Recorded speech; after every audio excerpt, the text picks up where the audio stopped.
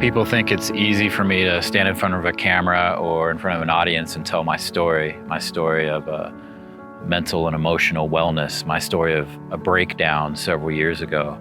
In reality, it's not easy, but it is so important for us to tell our stories, for me to tell my story, because so many of us have struggled with deep trauma and depression and anxiety and panic attacks. We go through deep darkness in our lives at times. And if we don't talk about these things, we will never get through them together.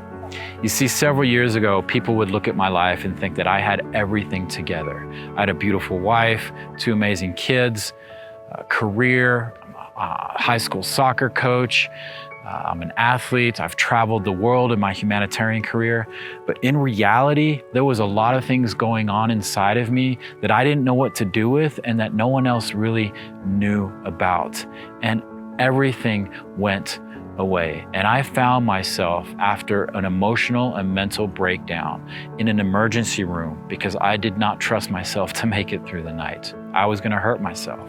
And then 2 days later, I was in a trauma treatment center in Santa Fe, New Mexico, where I was diagnosed with complex post-traumatic stress disorder.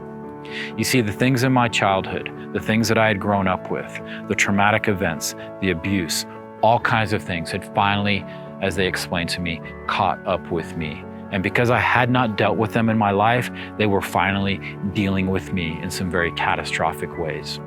So coming out of that diagnosis, coming out of that trauma treatment center, I've since worked on rebuilding my life. And one of my reflections is that most people do not have access to the same treatment and the same care that I received.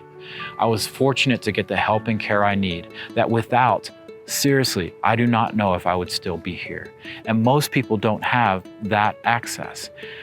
There should not be any barriers to the care and help that people need when it comes to their mental and emotional well-being.